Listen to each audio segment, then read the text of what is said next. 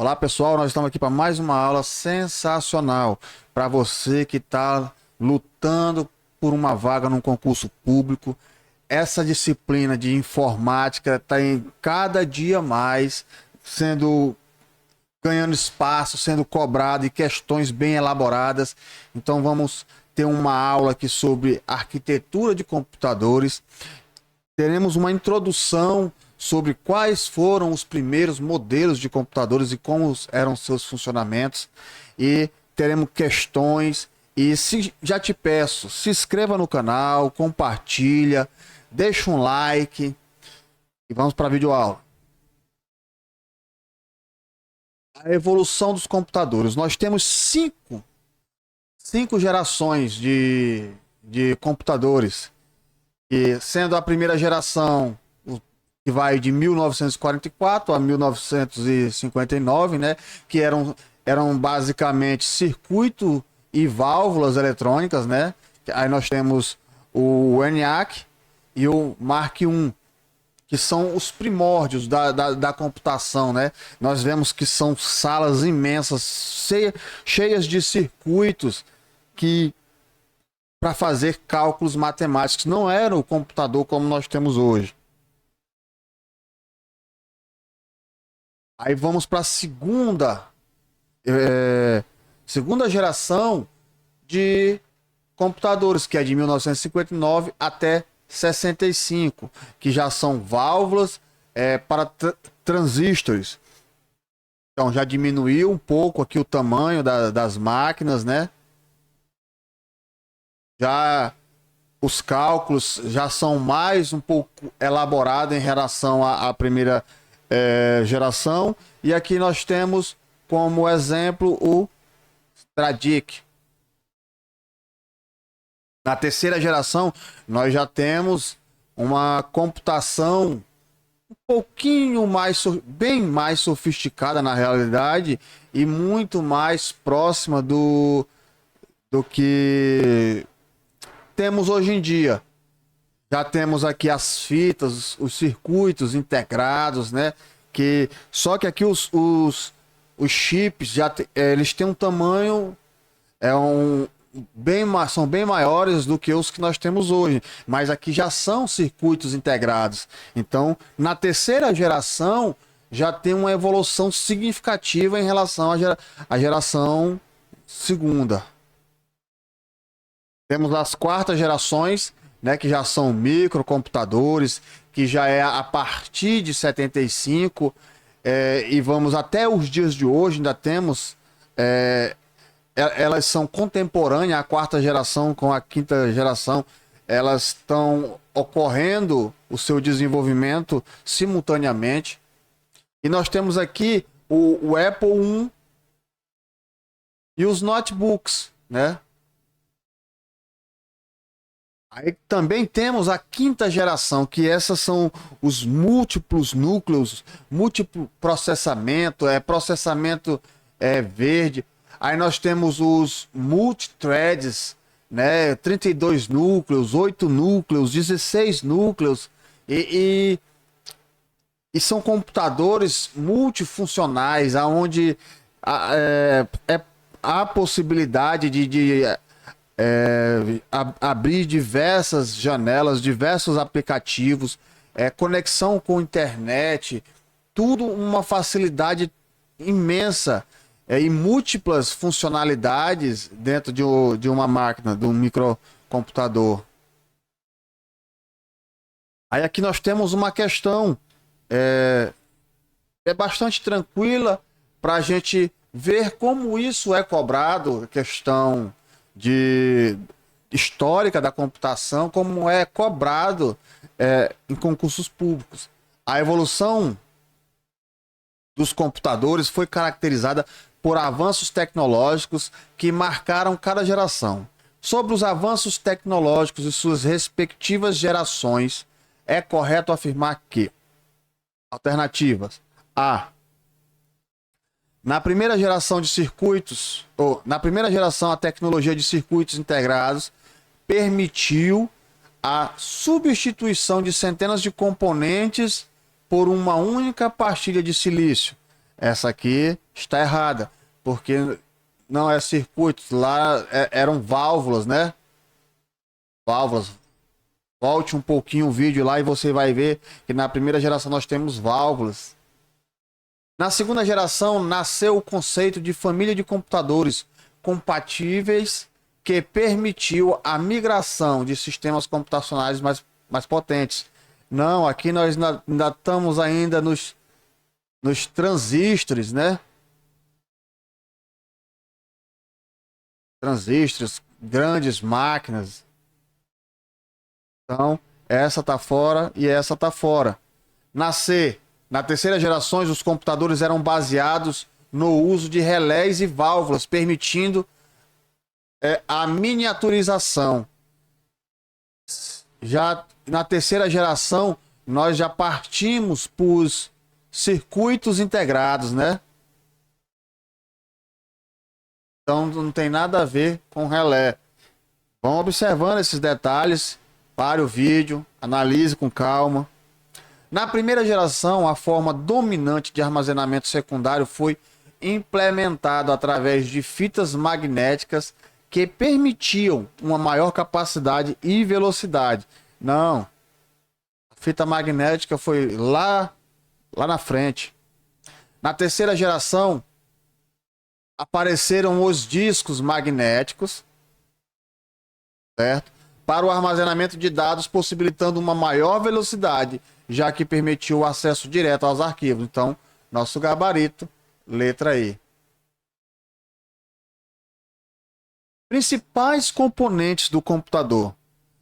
Aqui nós temos a CPU, que não se confunda com o gabinete, né, que muitos chamam o gabinete ali de aonde ficam os dispositivos internos do computador de CPU, mas a CPU que nós estamos tratando aqui é o processador, é a UCP, Unidade Central de Processamento.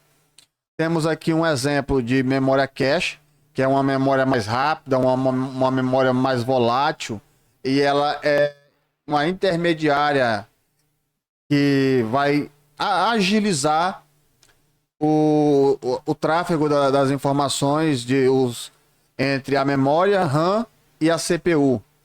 Temos também a memória principal, que é uma memória volátil de processamento, né?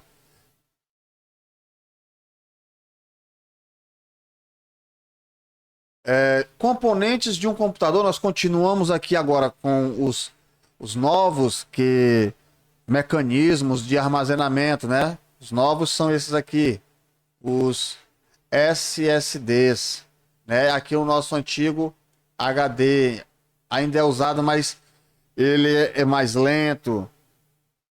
Esse aqui, e acaba sendo mais barato, né? Esse aqui é mais caro por bit, por giga, né? Do que o HD, mas é uma velocidade muito acima do que as do HD. Temos a memória ROM, né? Que é para somente leitura, são os dados de fábrica, não é volátil. Isso quer dizer o quê? Que quando eu desligo o meu computador, o que foi gravado aqui não se apaga, entendeu? Então, quando eu falo que é uma memória muito volátil, quer dizer o quê? Desligou aqueles arquivos, aqueles documentos que estavam abertos ali, salvo naquele... E estavam ali sendo processados naquela unidade de memória, elas passam, elas se perdem, se apagam. E já aqui na memória ROM, né, com O, memória ROM, ela não é volátil, ela não se apaga. Mais uma questãozinha aqui para a gente fixar esse conhecimento. Preste atenção que é uma questão atual, uma questão de uma banca bem renomada que prepara bastante concursos. Então, fique atento. A Unidade Central de Processamento, UCP, ou Central de Processamento Unit, né, que é CPU em inglês, é importante componente de um computador. Então, está dizendo aqui que é um importante componente. Nesse sentido, é correto afirmar que a função de armazenar o BIOS quando o computador é desligado. Então, o que está dizendo aqui? Que o processador, né? Processador, CPU, tem a função de armazenar o BIOS. Não, não é essa a função do processador. É responsável por executar instruções de um programa de computador. Essa aqui vamos deixar ela guardadinha aqui. Vamos ver as próximas. É um dispositivo periférico apenas de entrada de dados. A CPU não, como se fosse o coração do computador. É um dispositivo periférico. Só por ser periférico já está eliminado. De entrada e saída, negativo. É o GABO. Aqui foi uma pegadinha, né? Quem não está atento. É o gabinete que armazena os componentes do computador. Não. Nosso gabarito, letra B. É responsável por executar as instruções de um programa de computador. Essa é a função principal do processador. Voltamos aqui. Agora nós temos os periféricos. O que são os periféricos, né? São dispositivos que apenas auxiliam o processador, o computador, a executar suas funções. E aí nós vamos ter 3 subdivisões, que é o dispositivo de entrada, o dispositivo de entrada e saída, ou de saída, e o dispositivo de entrada e saída. Então, como é que a gente poderia fazer uma organização melhor? Aí aqui, dispositivo de entrada, saída, e aqui, entrada e saída. E aqui nós vamos ter o monitor, só saída. Só manda a informação para fora para nós. O teclado, entrada. O mouse, entrada. O multifuncional, entrada e saída. Tanto ele imprime como ele captura as imagens e coloca para o processador, para o sistema operacional processar. Aqui, entrada, pode ser considerado também entrada e saída, né? Que você manda comandos aqui com os botões que tem aqui. Esse aqui, entrada e saída, que ele envia os arquivos e retira os arquivos também. Começando. Os dispositivos de entrada e saída permitem a interação do computador com o mundo exterior. São exemplos de dispositivo de entrada e saída. Vamos lá. Memória RAM é dispositivo de entrada e saída? Não. Então, onde tiver memória, nenhum tipo de memória aqui vai ser de entrada e saída. Onde tiver memória, elimina. Então, aqui já eliminamos a letra A. Mouse. Mouse é memória. Tá fora. Mouse. É dispositivo de entrada e saída. Teclado. Dispositivo de entrada e saída. Registradores. Registradores é um tipo de memória. Então, ela não é dispositivo de entrada e saída. Se você quiser um pouco mais, nós temos outro vídeo aqui no card que você pode estudar, se aprofundar um pouquinho mais nesse assunto de memórias, que aí você vai ver o estudo sobre os registradores. Mouse continua sendo impressora, entrada e saída, microfone, entrada e saída. Beleza. Aí, mouse, entrada é de entrada, impressora de saída, processador não, é um componente do então ficamos com o gabarito letra D. Placa-mãe. Placa-mãe integra todos os componentes do hardware. Possui componentes onboards que são integrados, né? Pegar um exemplo aqui de dispositivos onboard, temos aqui os slots, né? PCI aqui, ó. É onboard, ele já vem soldado na placa. Vamos pegar aqui, cadê as memórias cache? Memória cache. Não tô achando. Mas ela fica por aqui assim. Mas vamos supor que tivesse aqui a memória cache aqui. Memória cache é um, um dispositivo, um componente on-board, porque ela já vem soldada na placa. E nós temos os dispositivos off-board, que são aqueles que podem ser conectados. Que nós teremos aqui as placas, aqui por onde vai ser conectado aqui o monitor, aqui é onde vem o cabo de rede, aqui onde vem as portas USB e daí por diante. Aqui também nós podemos conectar USB, aqui USB das entradas do gabinete, que já vem no gabinete. Então tudo isso podemos observar nessa placa-mãe. Outra imagem aqui que fica mais nítido aonde são conectados os periféricos do nosso computador. Aqui a placa de som, onde você vai colocar aqui seu kit multimídia, né? Sua caixinha de som. Aqui o cabo da internet. Aqui os cabos do monitor.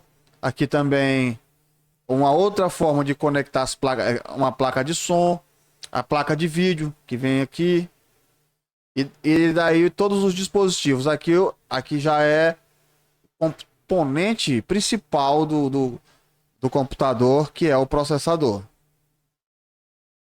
Mais uma questãozinha para que a gente possa fixar esse assunto.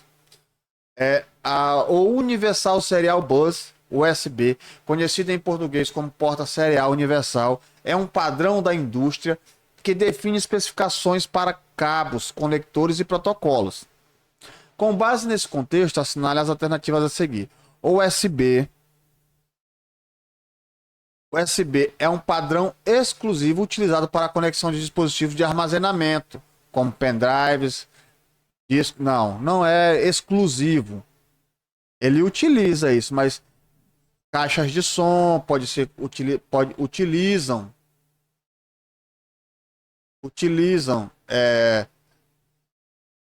mouses. Então, mouses não são dispositivo de armazenamento, caixa de som não é dispositivo de armazenamento. Então, essa está errada. Então, vamos eliminar tudo que tiver um. Tá errado, tá errado e tá errado. Tudo errado, né? Então, só por sabermos dessas, já poderíamos acertar a questão, mas vamos ler.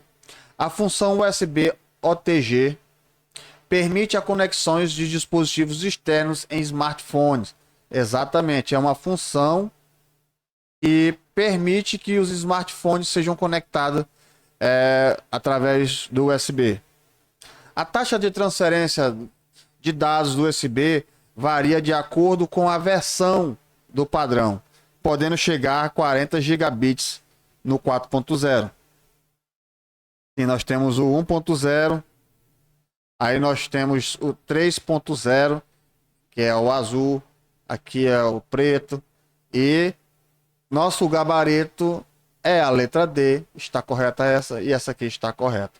Então, se você gostou do nosso conteúdo, não esqueça de se inscrever no canal, deixa um comentário, deixa um like e até a próxima.